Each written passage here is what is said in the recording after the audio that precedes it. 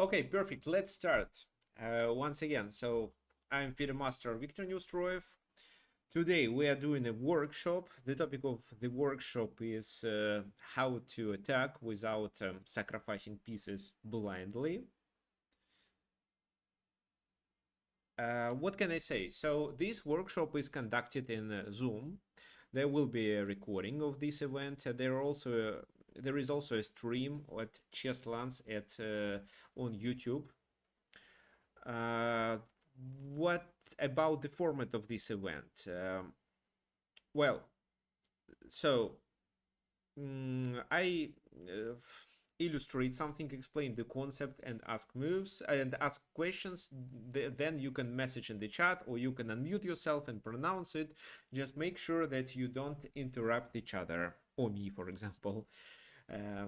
Okay, so if there are any new people, any new students, can you please let me know what is your current ELO? Any ELO, like national rating, chess.com ELO, Lichess ELO.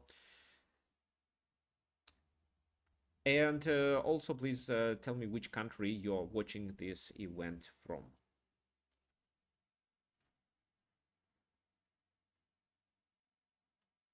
Uh,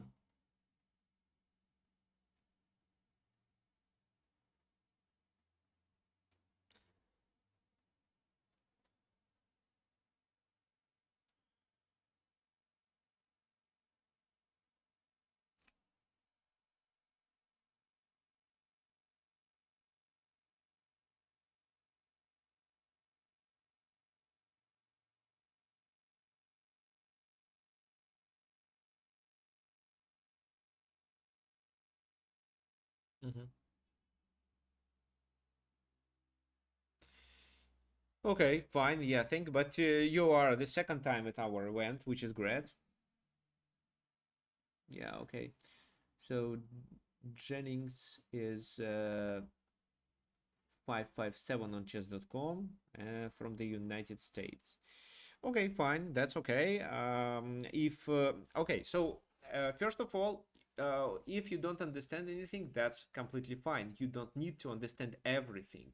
But if there is something that you want me to explain in more details, that's okay. Just type it in the chat or unmute yourself and please and ask a question. So Victor, why did you stop the line here? Why, for example, your opponent cannot continue with this or that move? So why we reject that? So if you need more explanation, just don't hesitate to ask. I will provide you with more explanation. Okay, Jan is from Germany. His rating is 852 on chess.com. Okay, perfect. Okay, so let's start. Today we have a very special topic. It's like a mix of tactics and strategy. We are going to talk about how to attack. Um, and very often when we attack the enemy king, we have to sacrifice something to make the king's position more vulnerable, to expose him. And some may consider sacrificing pieces blindly. Like, okay, so by intuition, I think that, okay, this move probably exposes the king and maybe later I have the attack.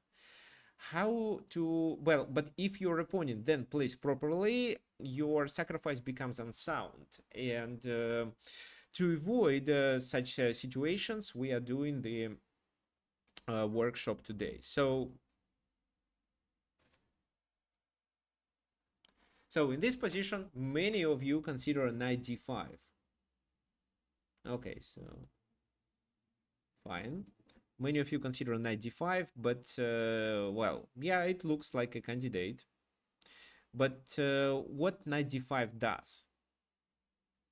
Okay, Okhant considers e5. I think I actually myself don't like e5 because I don't understand the purpose. Because e5, let's say pawn takes, then what? Rook e5. And then what? Are you going to sacrifice on e6? Right now I have my knight covering it. So even just bishop e7. I don't know about bishop d6, but even bishop e7 should be sufficient here.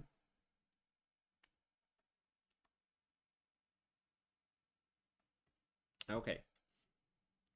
So no, b5 doesn't look like a candidate move. Well, you can keep thinking, and let me tell you some basic things about the attack. So when your attack is well prepared, then it works. Otherwise, it's just like a hope for a successful attack, and it may work in case if your opponent makes a mistake. If not, then it fails. What to pay attention to? How weak the enemy king is, how active your pieces are, how passive the enemy pieces are, and if there are open files.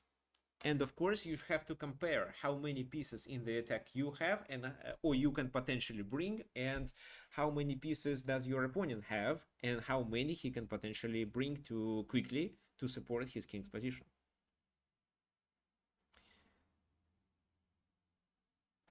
Okay, what else? First of all, there should be preconditions met for such an attack. You cannot attack in the position if it's just a regular position and the enemy king is safe. There should be some like some drawbacks in the enemy position or some advantages in your position that can give you a hint that yes, the attack is possible. For example, you have extra space and you can transfer your pieces from the other side to the side where the enemy king is located. There are weaknesses on that flank where the enemy king is. You have material majority on the side where the enemy king is, or you have the control over critical squares near the enemy king. And the second part is that there should be a plan divided into several stages. So you should understand, okay, on the first stage, I open the king's position. On the second stage, I add pressure on the pin, for example, and then I either win the material back and even win more material, or I create dangerous checks to the king, forcing him to an unpleasant position, and then I take advantage of it by bringing my queen or so. And okay, so we will continue with this strategic explanation a little later. Now let's decide your candidate moves. So a lot of them. So knight f5, knight d5, bishop e6, f4, queen f3. So this is what you suggest. Let's start with knight d5 because that was suggested first. Well, if e takes d5, bishop e7, it should work, right? Knight f5, it's a disaster. How to protect it? It's impossible. It's definitely a losing position. But that only works in case if black decides to accept such a sacrifice. But they may not. For example, they may start with g5. There is no way to sacrifice the knight there and maintain a pin. So what should be played here is probably something like that, which is completely fine for black. They can even take on a4 after that. Well, you can move the bishop right away, but if you move the bishop right away, there is no bishop f6 anymore, and e takes d5 this time works well. So knight f5 still makes sense.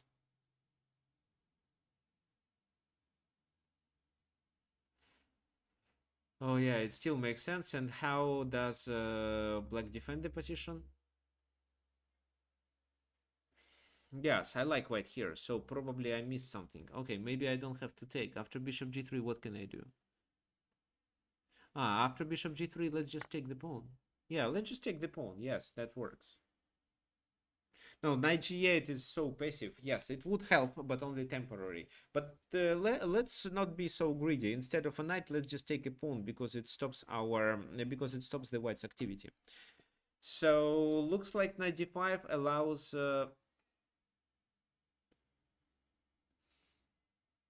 knight d5 allows g5. Okay, knight e6 was suggested. I don't think it works. Knight e6, what's the purpose? Just knight e6? Because you cannot play queen h5.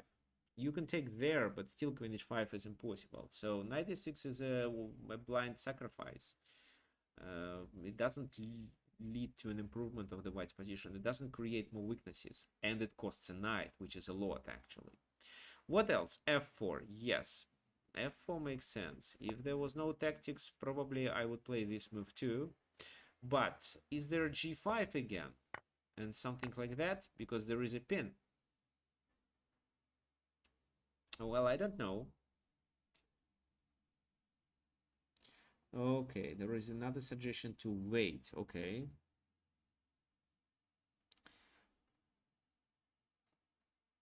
Okay, g5, f takes g5, knight e4, knight e6. With queen h5 idea.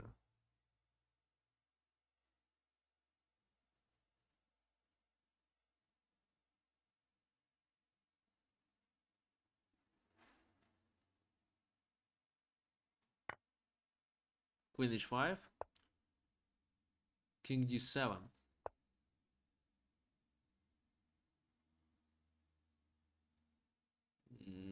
I don't see a continuation because there is this, but there is also bishop e7. And maybe you can distract the king from e6, or maybe you can take on e4 and then on e6. Okay, looks take on h6. No, take on h6 isn't promising. Queen bishop e7 just. I think you should take there and then you should take on e6, or queen f7 and then take on e6. That looks promising for white, I agree. So black should let me see.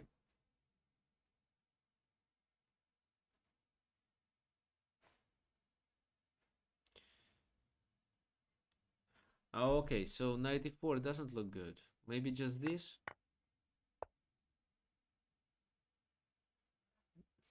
There is no queen h5. Maybe knight h7 instead. Okay, so in my opinion, knight h7 moves the knight to a passive position. So what? Here, g6. No. Queen h5 maybe. Yeah, maybe queen h5 works immediately. Because then after queen h5, g6 becomes a threat. And if you take there, then it's knight e6 coming. And then knight g5. Yeah, it's risky. No, well, no, just take and bishop h6, but it's hard to calculate all that stuff. It was Bobby Fischer playing. So knight f5 is a candidate move too. But again, I don't have to take it. So I would instead suggest g5, driving the bishop back. And then should I take or not? Maybe still not. Maybe I can still capture on e4. Yeah, capture on e4. I think it works. Because in order to create any danger, this time white has to sacrifice the exchange.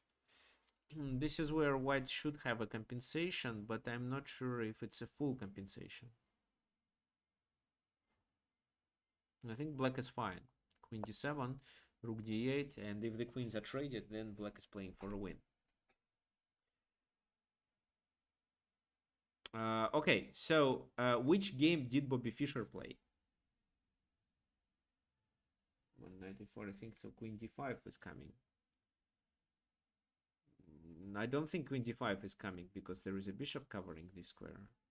So Bobby Fischer plays bishop d5. That's much better than anything else. Queen d4. Okay.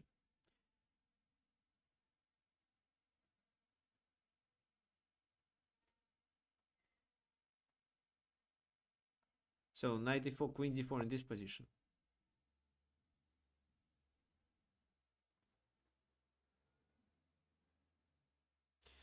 Then there is queen f6.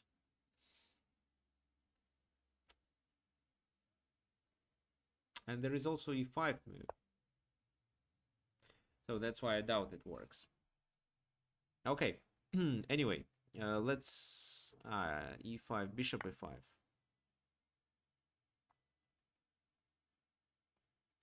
Okay, let me play queen f6. I think it's actually okay for white. Knight d6 and materially it's equal.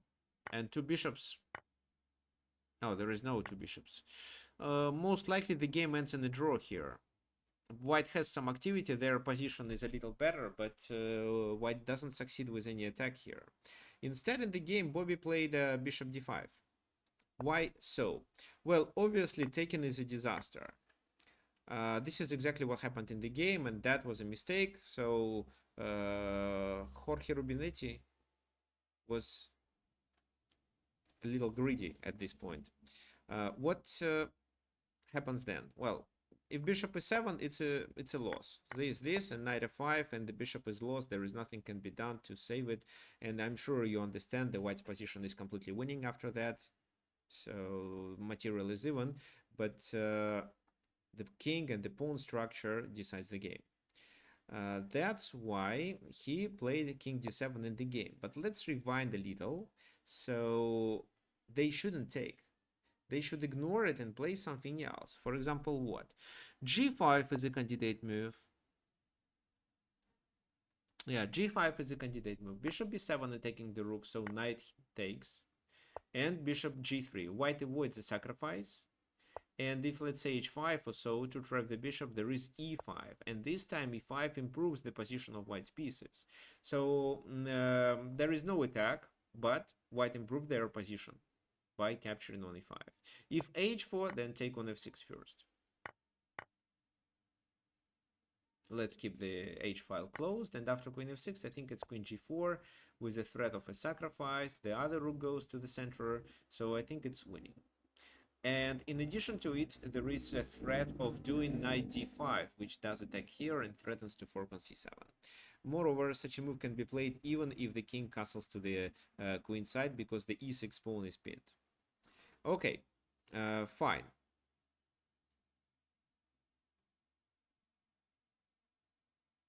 Instead of that, probably bishop e7 was that move that could allow black to survive in this position. How does it work? Bishop b7, knight b7, fork to trade. Yeah, if queen takes, it's knight d5, of course. So taking with a pawn loses a queen. Taking with a knight loses a queen. Moving the queen back makes the pawn structure vulnerable. At least this. At least this, and the position is losing. So king e7. And maybe Rubinetti calculated it, but didn't like that his king's position, that the king is still in the center and not castled. And white can still play for a win with f4. So black is in a difficult situation, but probably can manage and resolve his issues. However, he took and then he escaped with the king. What do you think about this position? Bobby definitely calculated it. And what Bobby was relying on in this position? What was his plan? How did he see he could continue his attack?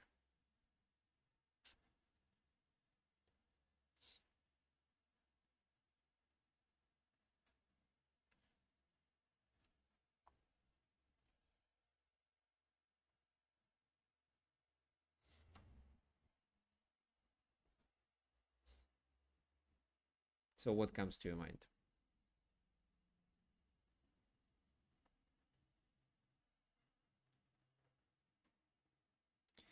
Okay, so we have suggestions. b4 and knight e6, bishop f6, and then black plays queen h5. Well, okay, so let's start analyzing them. So bishop f6, queen f6, and then white plays queen h5. But what's the purpose of that? Queen g4? Well, you can play queen g4 if you want at any moment, but then the king goes there.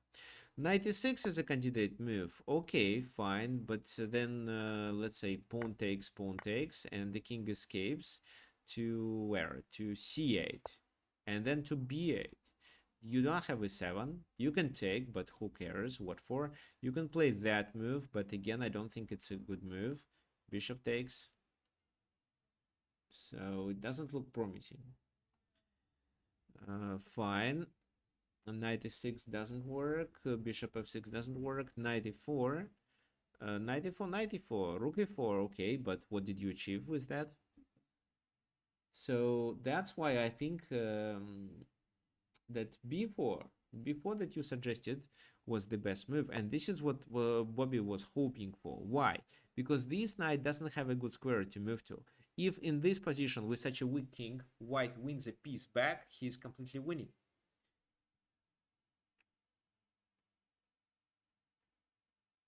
Where this knight should move? Well, if g5, let's say, it can be this, and after that move it's c6, winning a piece back, and then it's a strong attack. So for example, a4 before b1, or a4 before knight c6, it's a winning position. The material is equal, but the king is in a danger, and the pawn structure is ruined, so most of the black pawns are isolated.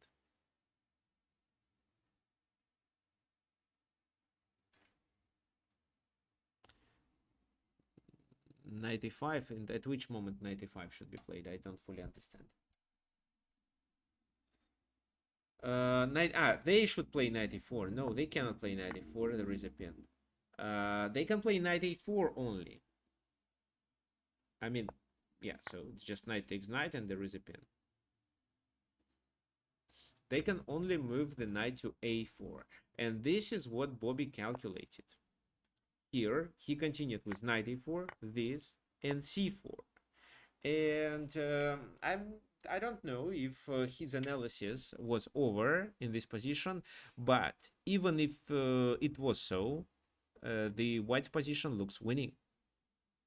He is still down a piece, but c5 is coming, queen a4 is coming, c5, knight c6 is coming, everything. So black tries to escape with the king, but queen a4. So with these passed pawns, there is a compensation. Queen d7. How should we continue in this position?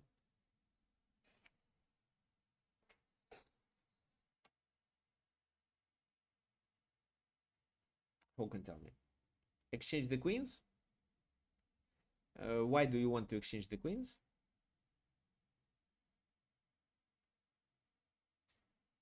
May I know?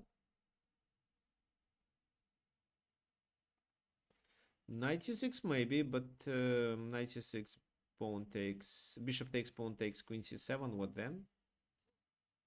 b5. Rook, yeah, and rook e8. Okay, so maybe they don't take, maybe they play g5 first. So bishop g3, because I don't see anything else forcing.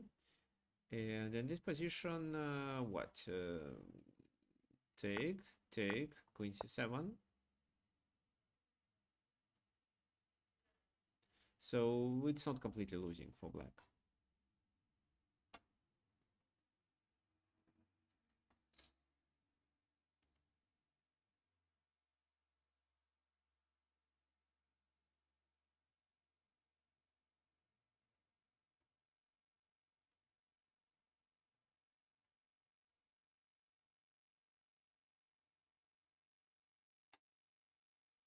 Okay, so what do we have? For advanced pawns, black pieces are too passive. Both bishops don't do anything. Retreat with the queen and let black suffer long. That's right. Okay, rook e8 cannot be played. It's knight e8. And unfortunately, we don't have time to take on f6 and then play rook e8, because if only we take on f6, they take our queen. So that's why let's retreat. And they gonna suffer. To b3 is better because it allows us to advance the pawn there. So Brian probably wanted queen e3 to support c5, but I'm sure c5 can be played without any help of the queen, because at the very last moment we can just spin the bishop and win it for free anyway. That's why it's better to place the queen properly, supporting d5. So the idea, our winning plan, if they, let's say, they play a random move, our winning plan is just to take there, play c5, and that's the end. After this move, okay, maybe I rushed.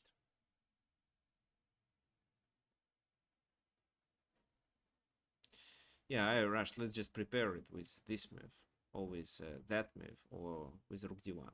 Okay, I'll show you what happened. G5, bishop G3 back. They played knight H5, and they got C5.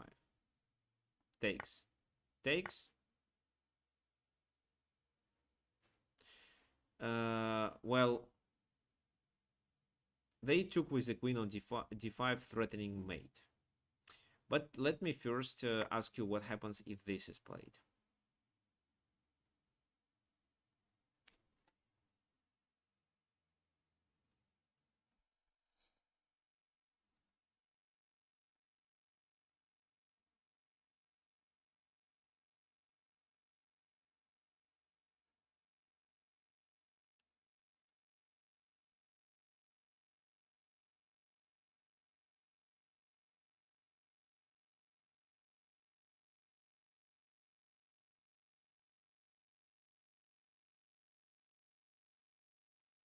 Mm-hmm.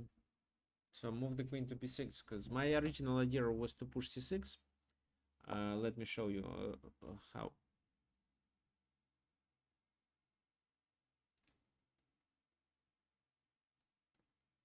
Queen b8. Yeah, okay, but you have to move the queen first, or you have to attack the enemy queen. So how does this work? So if queen d8, it's queen b7 mate. If queen takes, it's just knight takes. So bishop b3, c takes d7 check, king takes d7, and then it's a takes b3. But the problem is that I don't see a win. The material is equal. White is better because of their pieces activity, but it's not completely winning. So that's why it's better just to play queen here, threatening with rook e8 and then queen c7 mate. That's why after this move, most likely they have to take on g3. And let's decide what is our next step. No, rook e8 doesn't work here. Rook e8, queen e8. Not yet.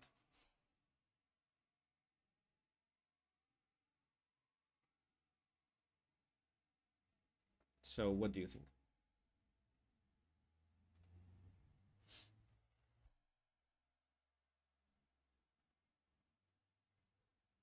Well, I'm sure that this is still winning, but maybe you have something else more forcing. Yeah, something like c6. And the bishop c6, it's this. With rook c6 coming. And there is nothing they can do to stop it. Mukund, can you please erase your drawings?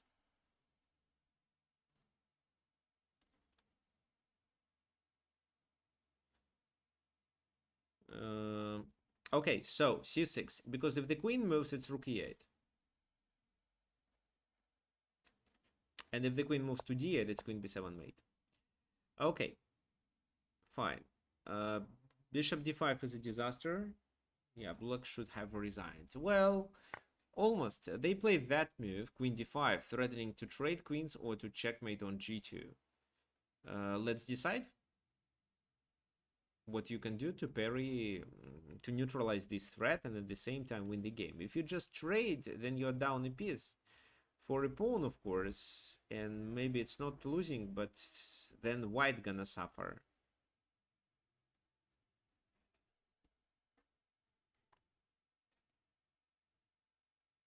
So it's rook e8, right? And after king d7,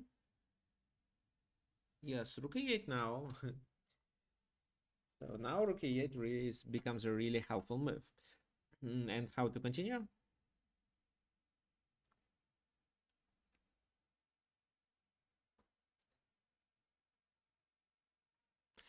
Well, it's not so promising. You can play c6, but queen c6, and once you take there, the rook is hanging.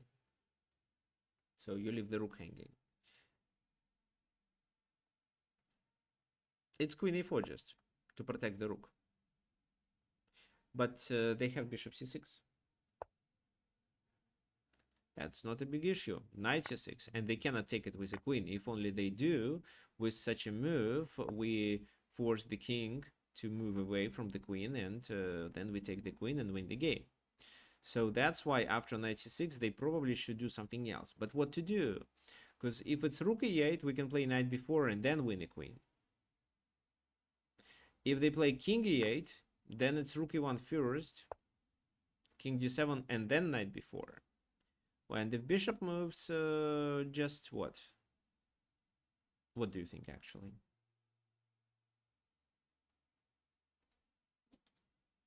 Rook takes e7, but the king goes to f8.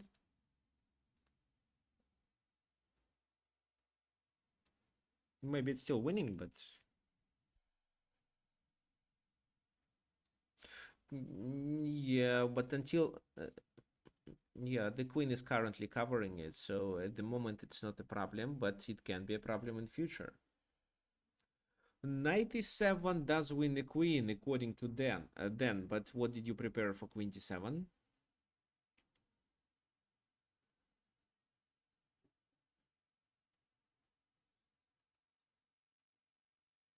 King f8.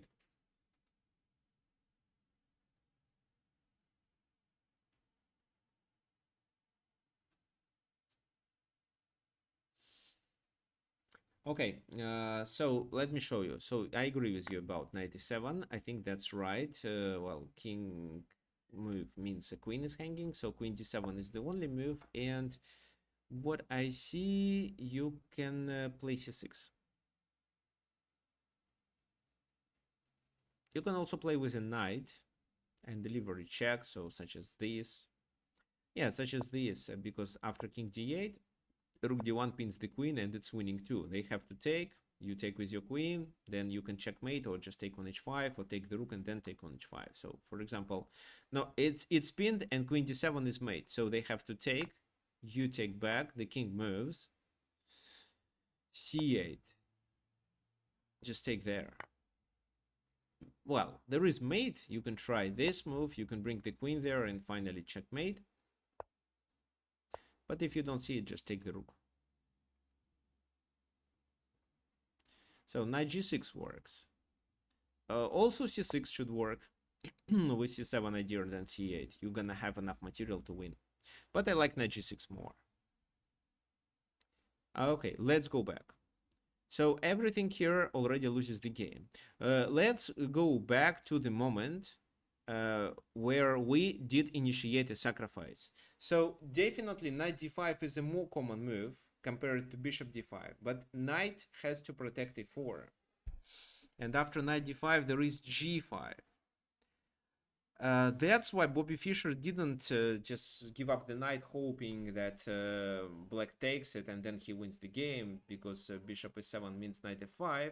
What he did, he played bishop d5. And even if they don't accept this sacrifice, he improves his position with such a move. How exactly? For example, g5, right? g5, bishop b7.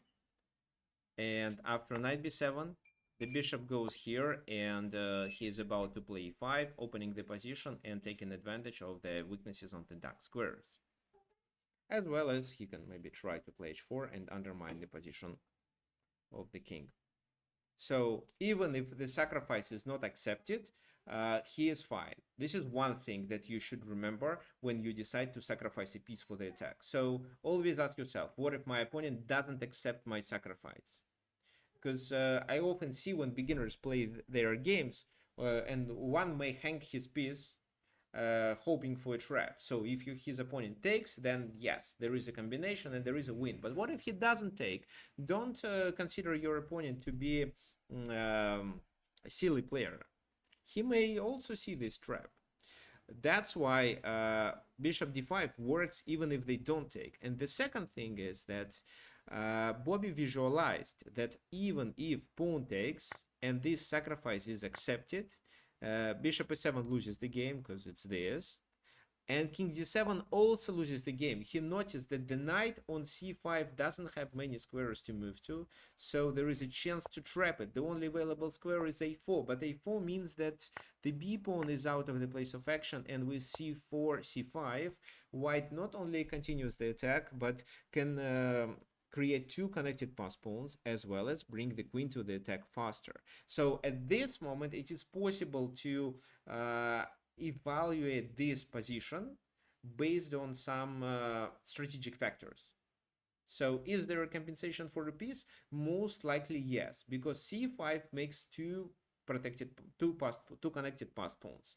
Queen captures on a4 allows us to win the second pawn for a piece that we sacrifice. So there is a partial material compensation, and partially there is a positional compensation. And in addition, there is an attack on the enemy king. So it's definitely more than one bishop. That's why such a sacrifice becomes sound. So this is how you should think when you decide to sacrifice a piece in order to start the attack on the enemy king.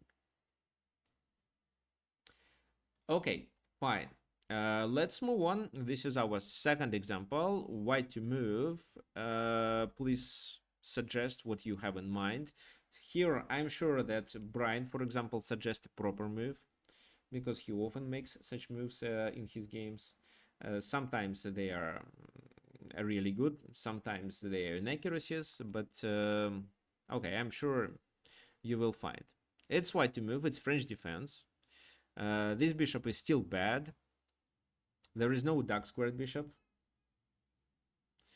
It's Evans Gambit bishop. Okay, well, I don't know. I would say it's French. For me, it's more French defense position. Okay, so Peter suggests this, which I don't like because the knight goes to d5. I see the point of bishop a3. You stop castling, but is it enough? Yes, it's advanced variation, absolutely right. The bishop may go to a3. Well, yes, at some point the bishop may go to a3, but I don't think you need it now. And I also don't think that you need it at the cost of your light squared bishop, because your light squared bishop is much better than the bishop on d7. So let's instead exploit it, rather than just trading for the knight and preventing their castling privilege.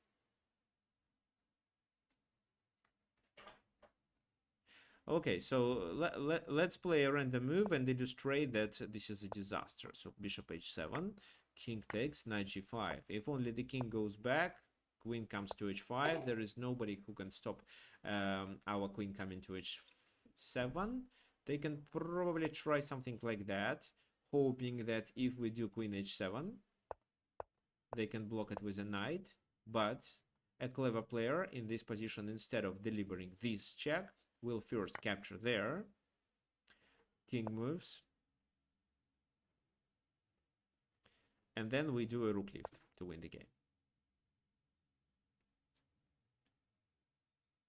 Because if we keep checking like that, they still have this knight g8.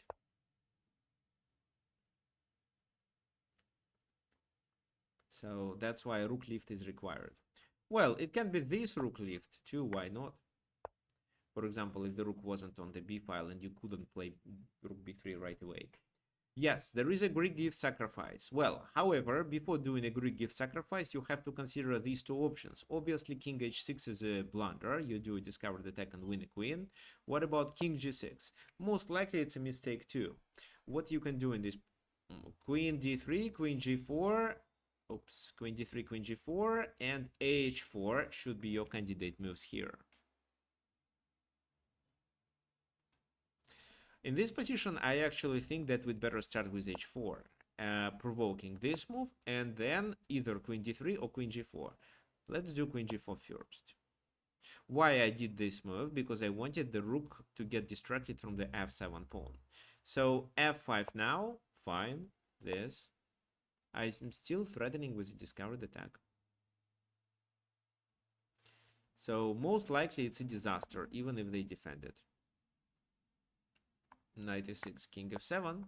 This king takes mate, right? So if the king goes that way, I can just take the rook and I'm completely fine.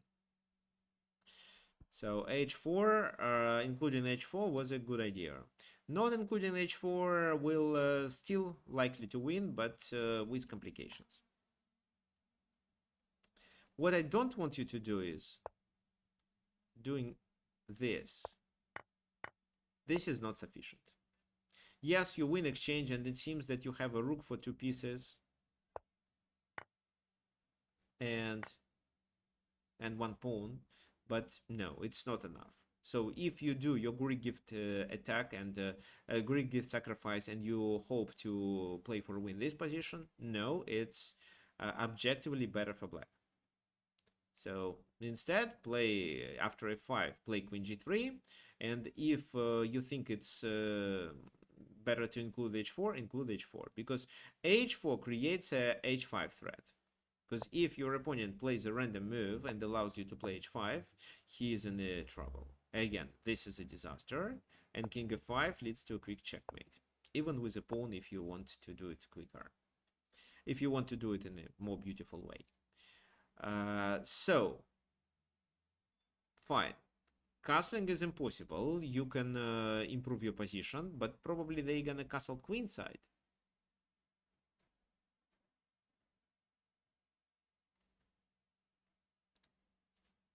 What do you think?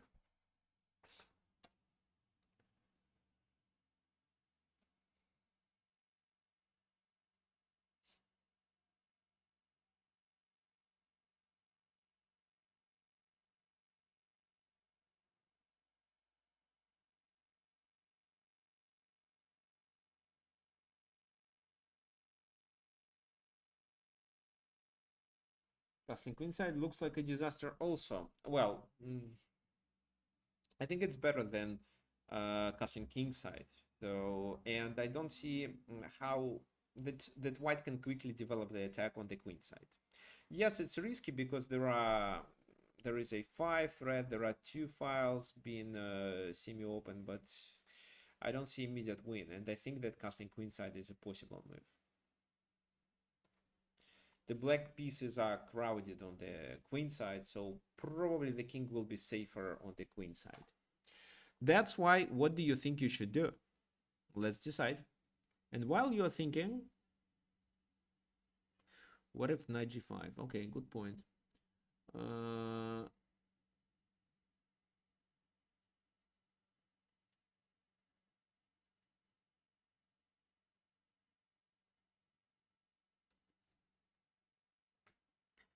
Okay, so when you do the attack, your attack should be well prepared. And so you mobilize your pieces, except the ones that are required for your king's position defense, for example. You improve your pawn structure. You liquidate the enemy defenders, the defenders of the enemy king's position. But you also prevent your opponent from doing defensive moves, neither defensive moves, no defensive moves, neither counterplay.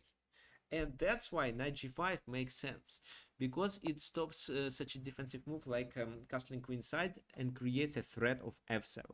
So Brian here, for example, suggested knight g6. That's okay. So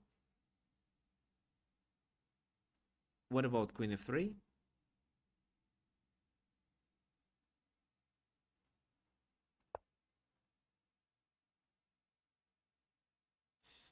I also wonder if there is h4. Because if this move, I have what? I have no, I probably am too risky with this move. I'm taking too much risk with. So I like this move. I like this move. There is also a threat of bishop c4, so bishop c6 is the only move. Maybe queen g3 or queen g4 or maybe h4 at this moment.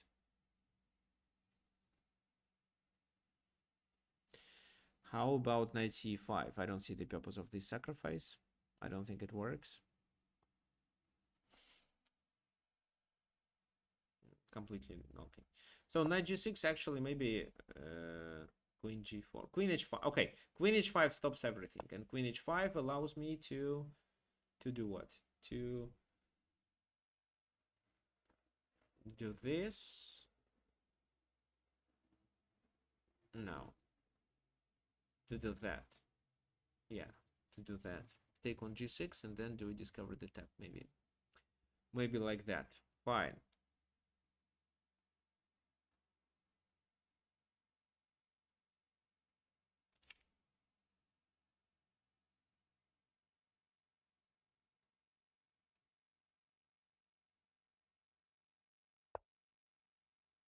We can sacrifice on e6 then.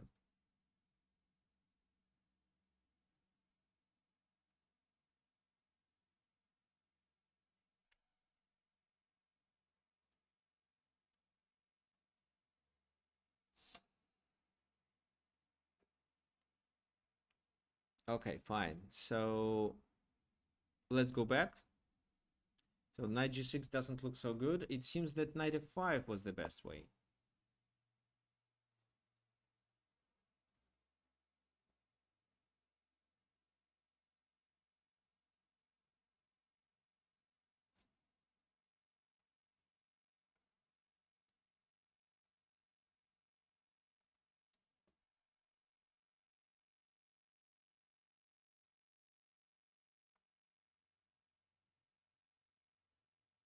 So bishop f5, pawn takes, and then queen h5, g6, queen h4, and there are weaknesses on the dark square, so black should be worse, but it's not completely losing.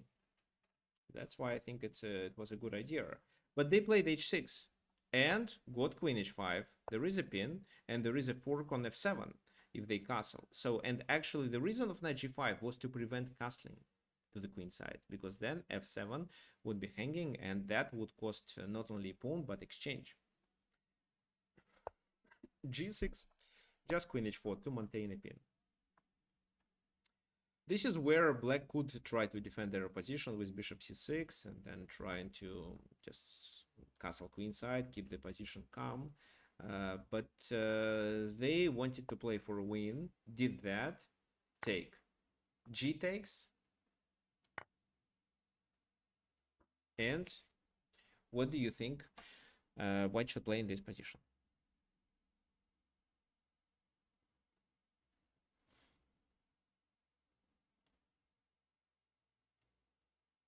Queen h5 looks interesting. Well, does castle work? Because for knight f7 I prepared bishop e8. So queen h5, castle queenside, queen f7. The knight is hanging. The knight is hanging already, so knight f3 should be played on knight h3. And if knight f7, I prepared this move. There is knight d6, but I don't think it works well.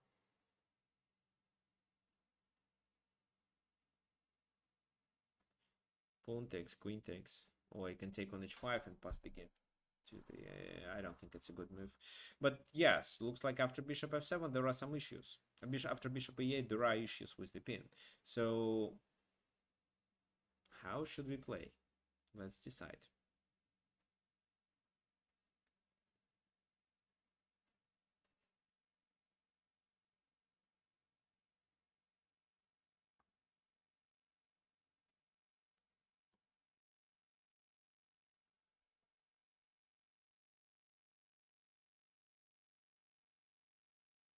Okay, take your time.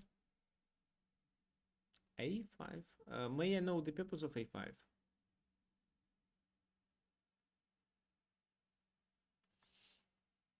Because I think a5 castle still works. Hangs the knight on g7. Okay, there is also knight f7 suggestion, but can you please specify how knight f7 works in your opinion? There is also knight can be remaneuvered that way. Yes, there is such a possibility to occupy f6. Okay, Brian is looking for a way to open up the position. Okay, fine. Let's find a way to take advantage of the king's weakness.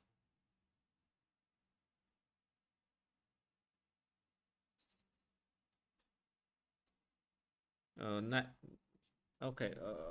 Okay. Can you specify how exactly?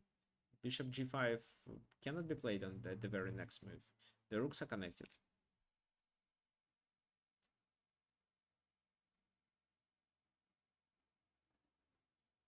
What if the king goes to g7? So knight f7 seems reasonable, but after queen h5, king g7, then what?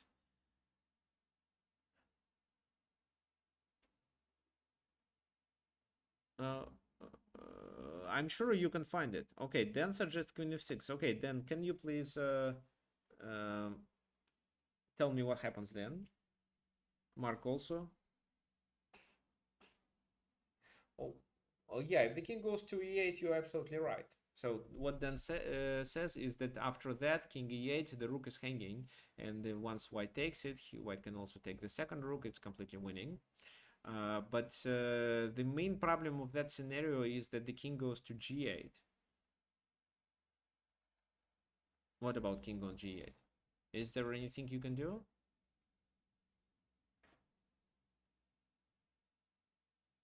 Oh, well, come on. White is winning, so why do... well, yes, there is a perpetual check if you want a perpetual check, but I want to win.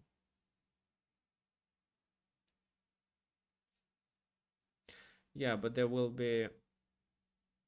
Start with bishop h6. Maybe it's better to start with bishop h6 actually, but at least they can sacrifice the exchange because you give up two minor pieces for rook and two pawns. Not bad, but where is the win?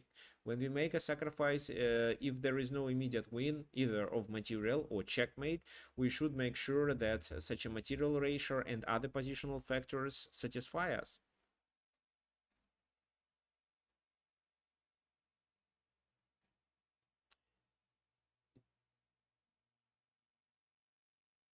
Okay, so Jan suggests rook a3, rook lifting. Uh, there is an... okay, Jan, I have a question. What about knight takes a3? Maybe you have something specific in mind after knight takes rook.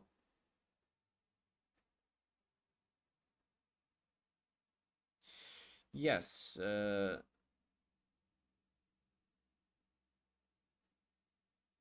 Yes, leave the other rook. Okay, so the rook, it's Arush, right?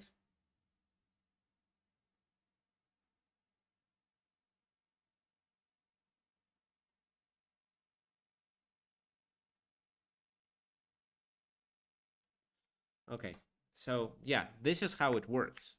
This sacrifice is well calculated. It's sound. Um, this, if king e8, two rooks are lost for a knight. If king g8, then we play rook a3, threatening with this. Of course, they can take one of our rook, but then we can do the same thing with the other rook. f4, queen f4, and still the same strategy. Can they sacrifice the queen here to avoid checkmate? I don't know. Maybe, actually. This queen g7, what? Let's take it. Yeah, let's take it. But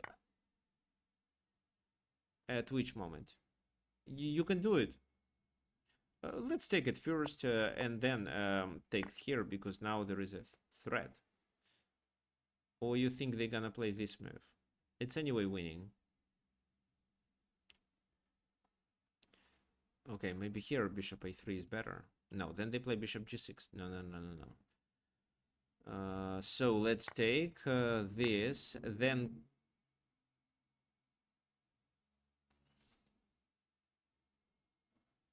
this, this, another check, and then bishop a3. Well, this is definitely winning, 100%. Because the queen is stronger than two rooks when the king is weak. Fine. So rook a3 is the idea. They played f4 in the game, but bishop f4, and after rook a3, it's just the second rook lift, and it's game over. This is where they reside. Well, they should, because the king doesn't escape. Because if only the king goes to h7, it's just queen h6. There is nothing that can be done. So this time, this sacrifice was well calculated. And look at the whites' attack. They played this move to stop castling, to provoke the king to stay in the center, which allows then for white to bring more resources to the attack, which they did. Look, they brought their queen, and then they are ready for a sacrifice because they see that they can instantly do two rook lifts, and one rook is sufficient to win the game, to deliver checkmate. Okay, great. Let's continue. No, 95 is a common move in French defense. In I think it's quite common, so that's okay. Okay, this is another French defense type of the position, but it's Rubinstein variation, right? So d takes e4 was played.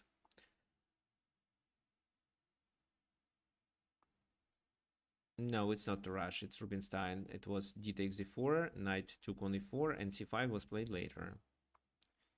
So Tarrasch is played when the knight is on d2 and then c5. Well, it could transpose from Tarrasch, but in Tarrasch, it's usually they don't take on e4 so early. So queen e2. Why? To castle queenside to support the attack. The game continued with this move, bishop d2 with a tempo, and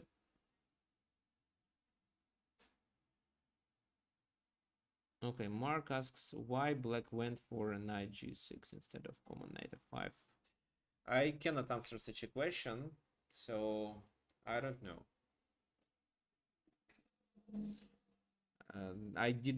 I don't know why black made such a decision.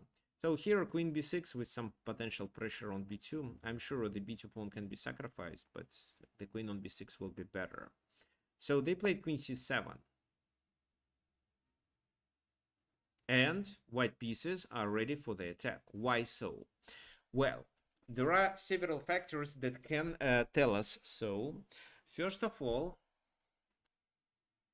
these pieces are well consolidated, so, and the king is in the center, so there is a queen versus king confrontation on the e file, which means that there are possibilities of this, of a knight sacrifice on f7 or g6 or something like that. We can castle to any side, so for example sacrificing something and castle to the queen side in order to bring the rook and attack the king on the d file if the king is forced to move there. So it makes a lot of sense. The game here continued with knight eg5, and it seems that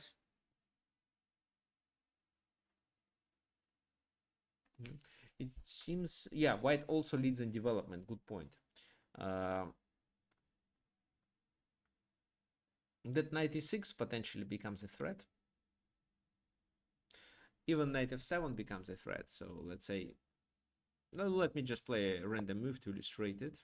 Oh, then it's knight e5, because right now if we take on f7 they take with a queen, but after knight e5 there is just nothing that can protect it. So probably knight b6 is not a good move. Let me just play a random move.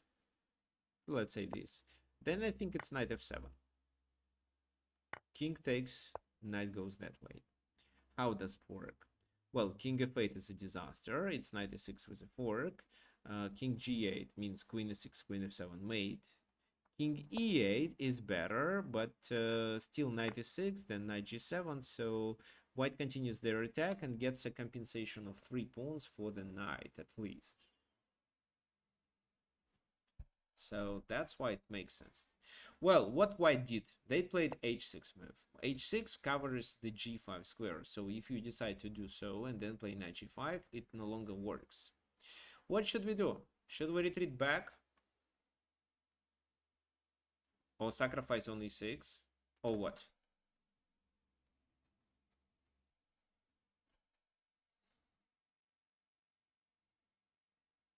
Okay. Brian wants to play knight e6. Fine.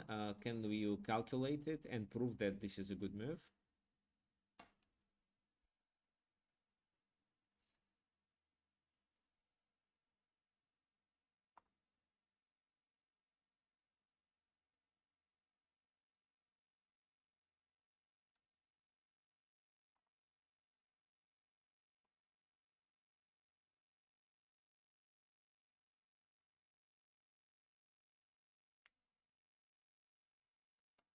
Knight, knight f7, king f7, then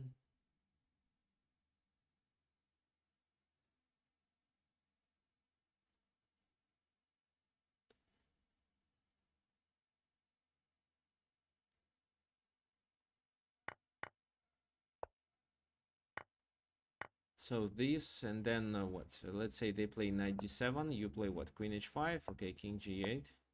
I want to trade queens.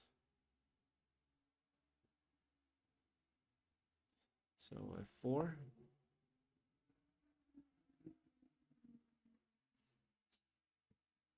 No, I'm not sure. I see bishop g7 is a serious threat. So let's say c4, bishop g6, knight c5. Well, I don't see how to win in this position. I see that there is a long-term pressure, but does this pressure cost a piece? Maybe, but there is a better way to play. Also, in this position, do I have to move? Maybe I should sacrifice.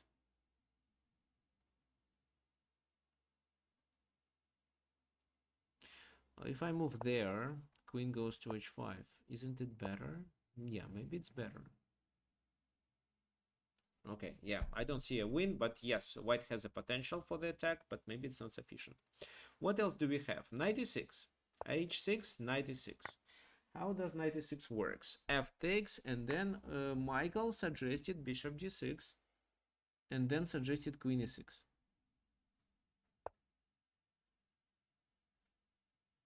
So king e7. How does it work? I don't see a promising d5, knight d5.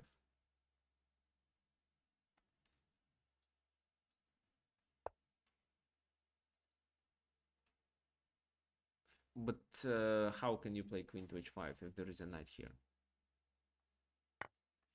Yes, but okay, so at least there is this move. G6, king d8, okay. Yes, and they're about to unpin with a tempo. Oh, no, not that way, actually. Knight f6. Okay, maybe castle in this position and you can continue the attack. Well, not sure, not sure. Castle queen side, I mean, yes. So, okay, knight d5. What else they can play? Can they play e5 move? Because if the position is more closed, it's more difficult to attack the king. Because you cannot use your major pieces.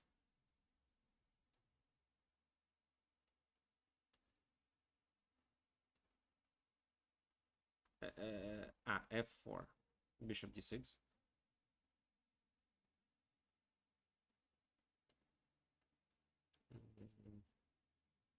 No, no, it's not clear for me that this sacrifice is sound. So, knight e6, pawn takes, queen takes, bishop e7.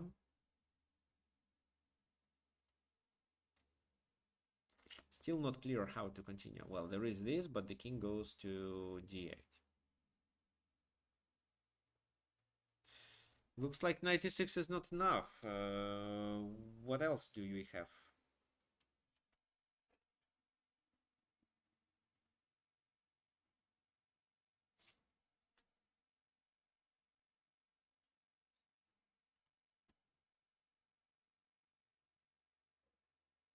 I think there is a better move. So it's bishop g6, which probably does the same idea as bishop c4. Bishop g6. How does it work? Well, definitely they cannot take on g6. It's this. If king moves, it's a checkmate on f7. If bishop e7, it's also a checkmate, but this time the knight goes to e6. Oh, that's why they cannot take on g6, for sure. What else they have? f7 is under attack and cannot be protected anymore, so their only option is to capture on g5.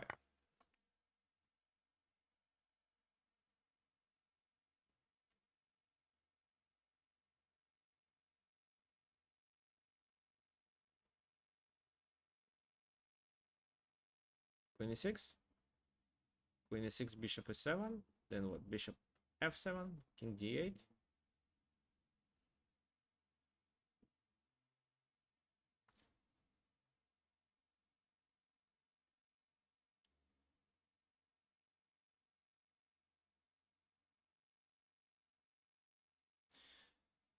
Yes, but can't you play better in this position? Something more forcing, because knight g5, knight g5 makes sense. After knight g5, they cannot take the bishop. I agree. So knight g5, knight g5, knight g5. Okay, so I think Alan is correct. But let's discuss knight g5 first.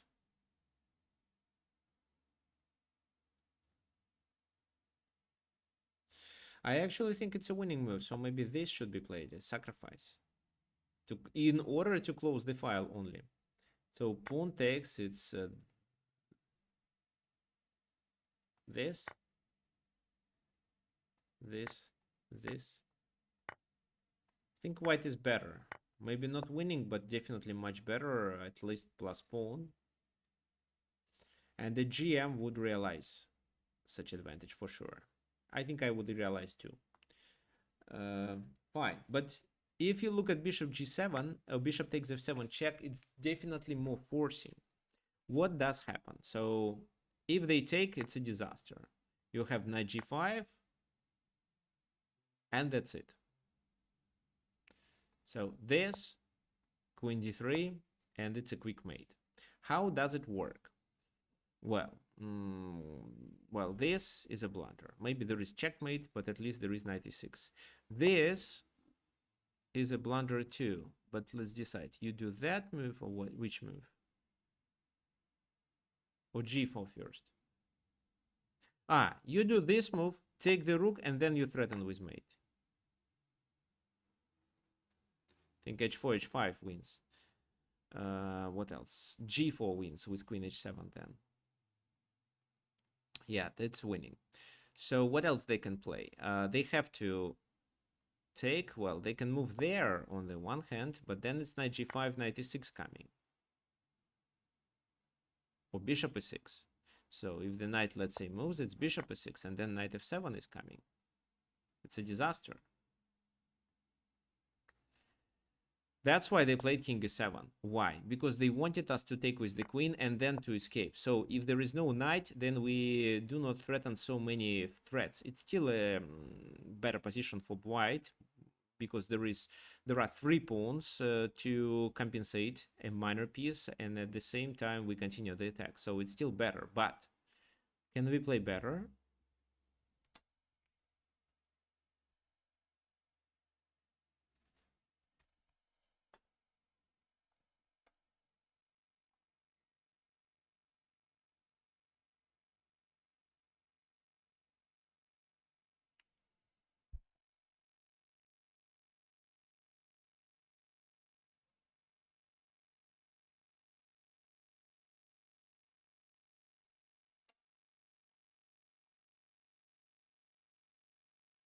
d5.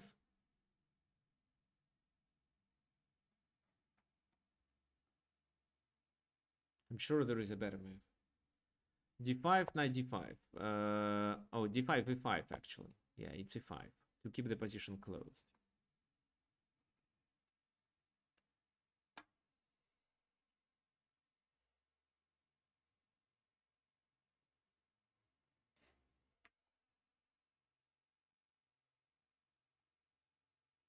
Yeah, Alan, bishop e6 looks good, but one more thing for those who are not like who are not very experienced with the attacks.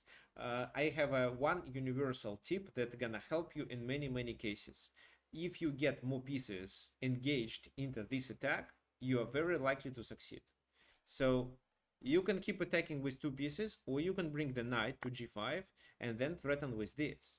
Here you may say that, okay, so they can move the knight and then e6 is protected. Right. But by capturing it, you create another threat of a discovered attack, and taking there is a disaster. They have to give up the queen. Knight g5, e5, that's right. Okay, so imagine you are Vladimir Muratov. I don't know who was Vladimir Muratov, but according to his rating, he was at least international master. What do you think he played in this position?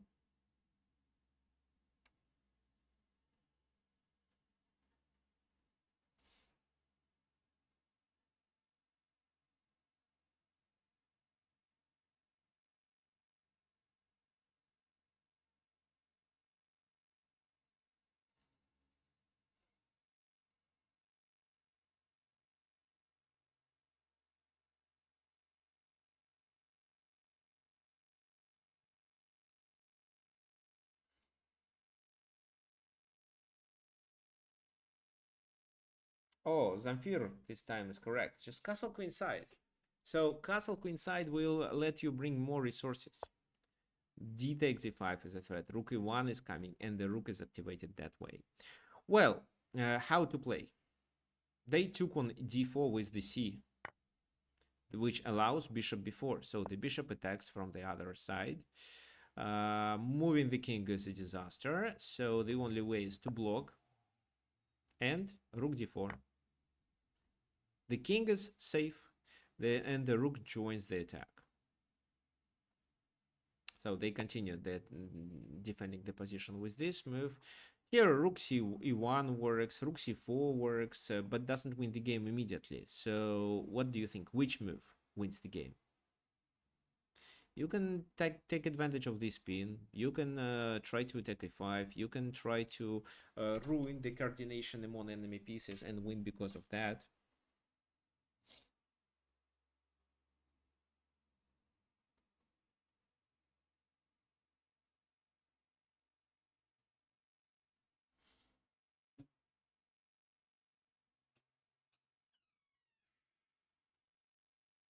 So what comes to your mind?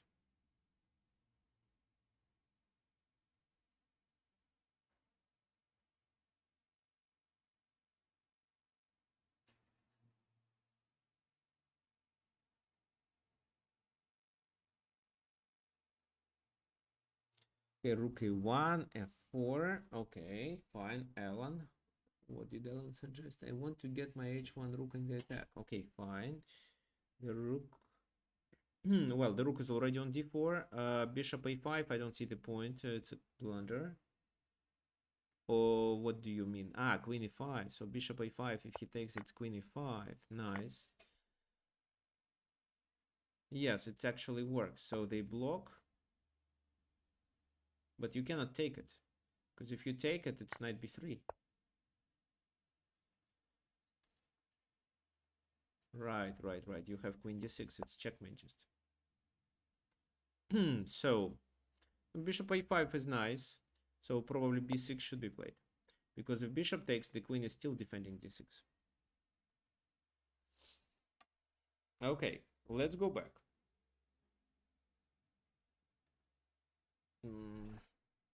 Oh, okay. So let's check what the engine says. The engine says the best move is rook c4. Rook e1 is good too. What was in the game? g4. So with rook e1 and rook c4, I'm sure White saw these moves, but I think that he didn't want to lose momentum. He wanted to keep attacking.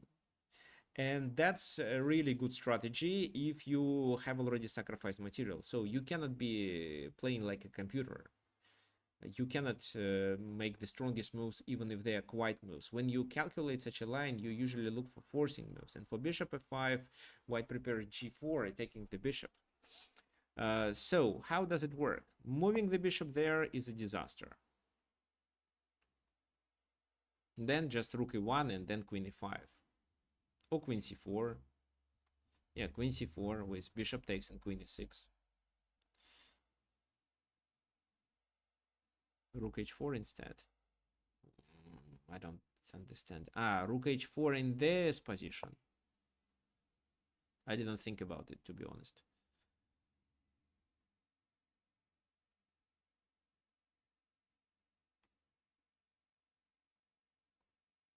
Okay, then rook c4. And the rook is protected. I'm threatening there, and this is a double attack. Yeah, I think rook c4 works well this time. Okay, so the game continued with knight g4. And with such a move, the king becomes weaker. If bishop takes, it's queen takes, and the strong attack continues with the idea of bringing the queen to e6 after a trade of the knight. So king f6. Bishop c3. Bishop d6 and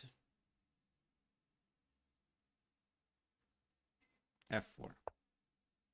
However, the material is almost equal. Black is only one pawn up, but I'm sure you see that there is a full compensation for that pawn.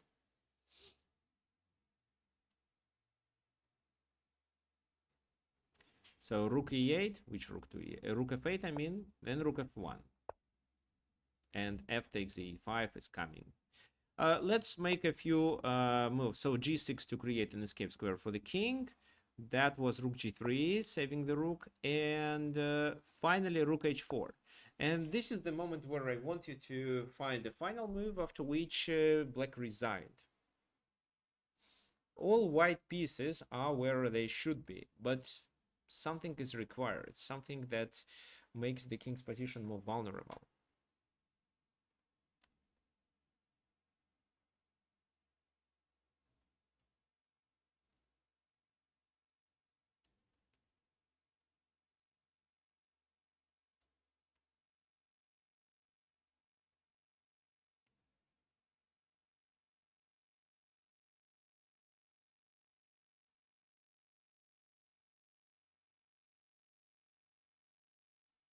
Yeah, we need to expose the king, and in order to expose, we need open files for our rook. So it was, well, f takes e5 to open the file right now doesn't work so well, so they take, threatening here and here. So actually, maybe it's still winning. They took on g6. Why is it better? Well, if king takes, it's obviously knight e6, winning the queen and then capturing other materials such as a pawn here. If what? If bishop takes, it's f takes e5, and moreover, on the next move, it's this which creates a discovered attack. So king g7, a discovered attack, and the queen is lost. King there, a discovered attack, and if this move, at the very least, there is bishop e5, winning the queen. If king take, well, yeah, that we did cover it. So that's it. This is how the game ended with bishop g6. But let's go back to this moment. Bishop g6. How did white decide to sacrifice the knight in this position? Well, he saw that capturing there is a disaster. He calculated this line. It's not difficult, even for 1000 rated player. It's easy to calculate that it's this, and then 96. But this is difficult. How did white decide that this is winning? So he saw that, he saw this, and he saw that the queen joins the attack, leaving the king with only few squares. So bishop f7, and if he takes, it's a disaster, so it's only one piece sacrifice, and then he thought that at the very least he takes a few more pawns and continues the attack. So this sacrifice wasn't a blind sacrifice. There was material compensation, and the attack still continued. If you have such a situation in your game, so you can, for example, give up a piece for 3 pawns and then continue the attack by bringing your pieces, and you don't see that your opponent can stop your initiative within the next, I don't know, from 5 to 10 moves, then yes, this sacrifice is likely to be sound, and you should do it for sure.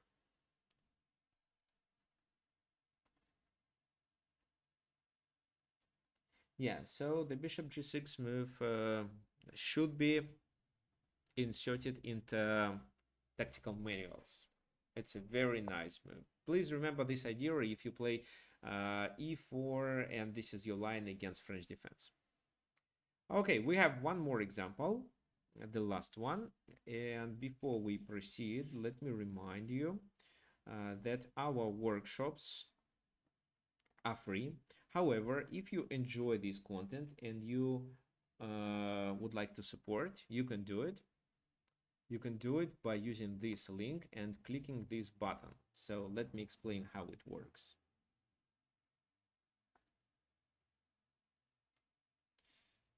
So this is the link.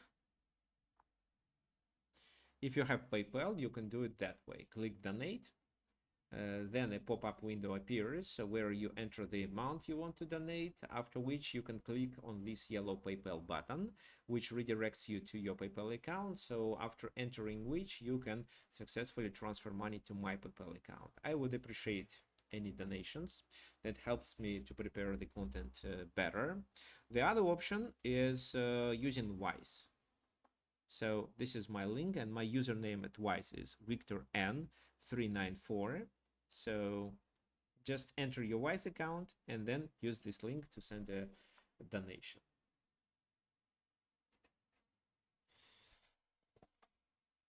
Fine. What else you can do? You can just purchase my courses. On my website, on Chessable, on the Chess World. Up to you what you think is better. So this is my website if you are new to it, so you can go over it and check it out. So online courses are there. Also about doing individual classes, if you are interested, you can always message me to tricksofchess@gmail.com.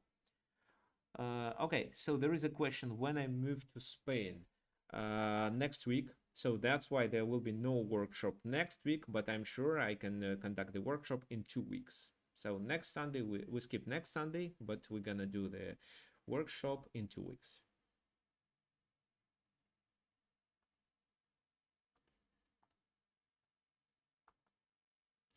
Okay, now let's continue with our last example. Well, the opening was not well played by black. However, they want to activate their pieces. They played rook b8, and if only white developed their pieces and castled, white would be completely fine. But white started making mistakes. They played bishop e3, and to be honest, I cannot explain the purpose of this move.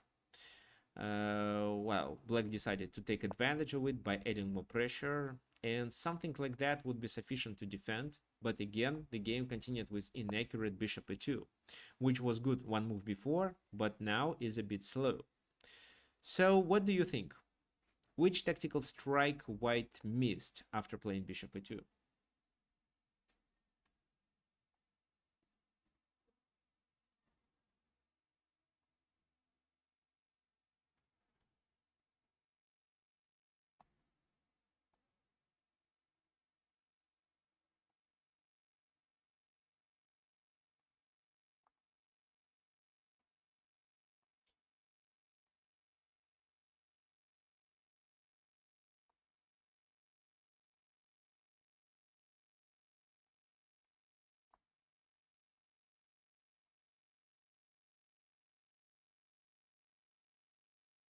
Uh-huh. So rook b2, 95, rook b2 and 94. Okay, what else? The game looks familiar. Well, no, it's just a common idea. I don't remember this game, so it was definitely not me showing it, because I see this game for the first time. I mean, well, I did see it when I prepared for the workshop, but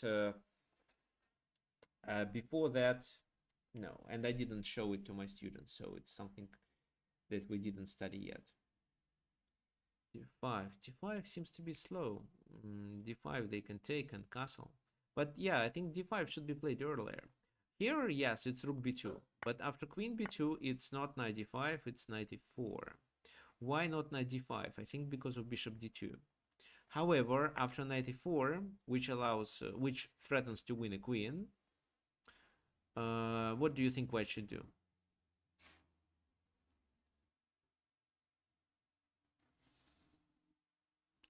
No, wait. Knight d5 is a wrong move. It's just bishop d2. So you take on c3, but queen c2, and step by step, white gets rid of the pin, and don't forget that you are down exchange. So, no, it's not knight d5. It should be knight e4 to stop bishop d2.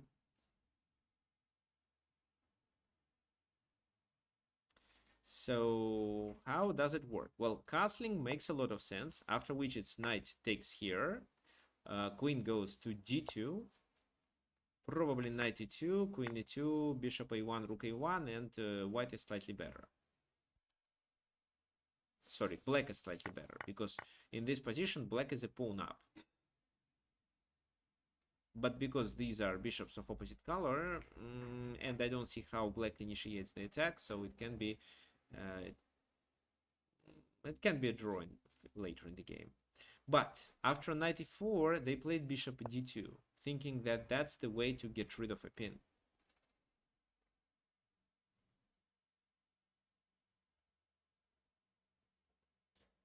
How should we continue?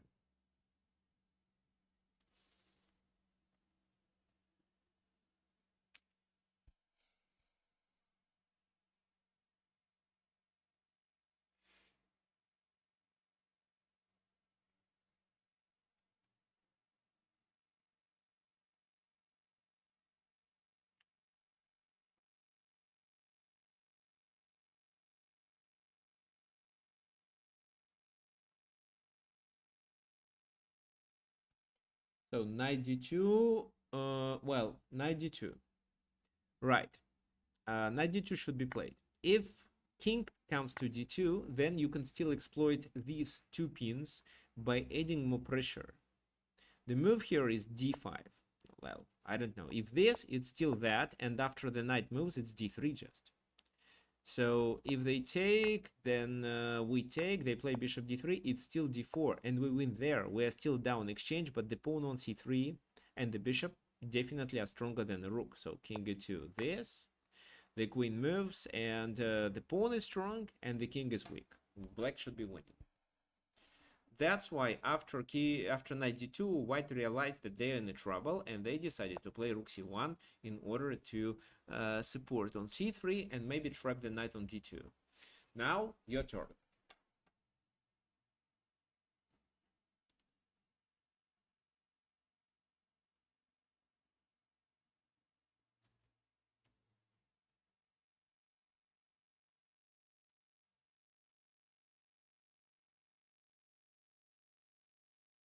Rook e8 makes sense.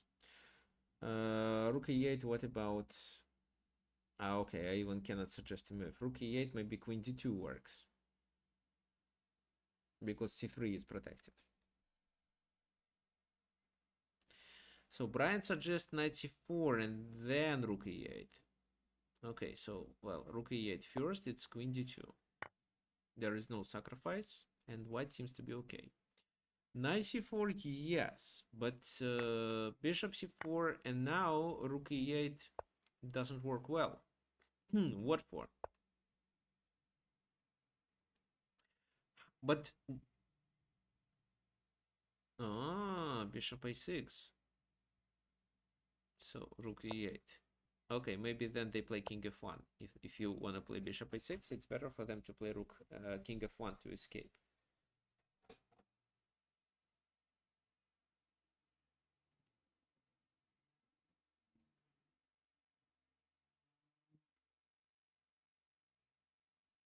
Bishop d4.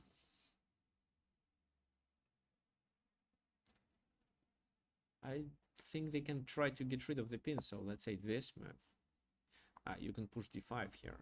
But maybe there is a sacrifice on d5, and it's already fine. Rook a3 brings another attacker. Okay, so maybe I'm wrong with that. But let's say I just play queen d2, and now queen e5 doesn't win the game. I can also block with knight e2 move and gain a tempo. I mean, in case of queen e5, of course. So it seems too slow, but this is a pin, and you can maintain this. You can add pressure on this pin if only you do that. Yes, instead of rook e8, let's just play d5, and on the next move, let's play d4. For example, the bishop moves d4, and we take there, and then there is a pass pawn, and there is a compensation. Well, I am not sure if they played properly, but they decided to sacrifice, and then they castled. Black is down exchange. There is a compensation for one pawn, and the bishops here are stronger. So bishop a6, rook fd1, rook c8 with a pressure. There is no this move, and what else? So rook c3 is a threat. Rook d3 doesn't work. What should be played in this position?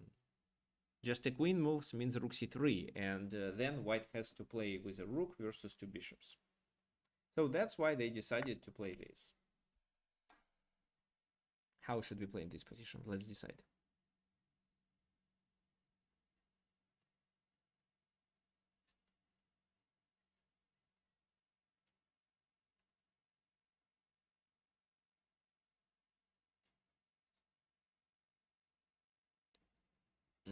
Bishop d4, rook d4.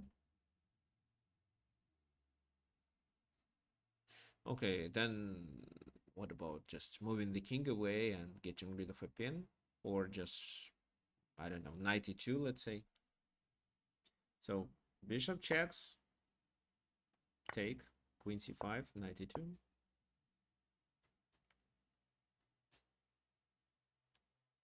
Seems that white can successfully unpin. Take the rook. Yeah, take the rook on d5. Why not? Knight takes. Bishop takes b2, and this rook is hanging. So if the rook moves, you can trade them and have extra piece. But then it's rook c8. And after the end of the line, they win our bishop. And it seems that the game is very close to a draw, but completely not. What do you think? How exactly black wins here?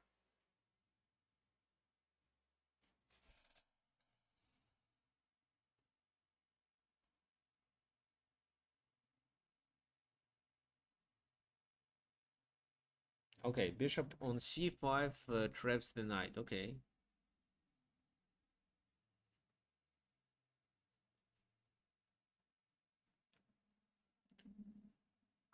Yeah, that's right. So it can be bishop d4, bishop c5, or even bishop a3, because after knight a7 there is still a fork. So in the game it was bishop d4 check, king moves, bishop c5, the knight is trapped. This is how white lost the game. So the game continued, but just any bishop move on this diagonal except b6 and d4, and black can capture the knight on the very next move. So then white resigned. It's completely lost. But the end game wasn't the reason why we decided to analyze this game. The main thing happened there. So when rook b2 sacrifice was played. So rook b2, queen has to take, otherwise the c3 knight is vulnerable. And then it's knight e4. And in this position, the most logical move is bishop d2, because if they play anything else, there is a compensation. For example, if they castle, it's knight c3, and at the very least, black can win all material back and then play for a win in that later stage of the middle game. But bishop d2 seems like defend everything. However,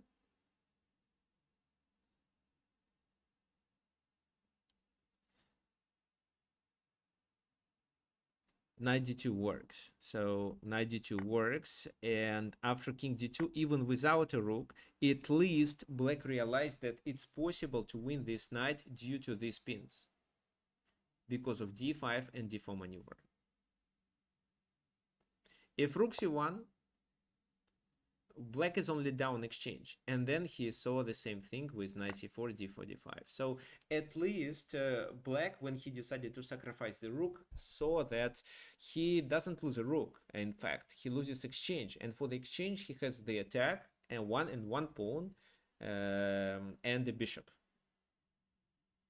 Well, I mean, with his bishop pair, it's definitely stronger. So that's why he decided to initiate a sacrifice. It wasn't blind sacrifice. His hope was to get a sufficient positional compensation. Okay, fine. So we are done for today. Do you have any questions?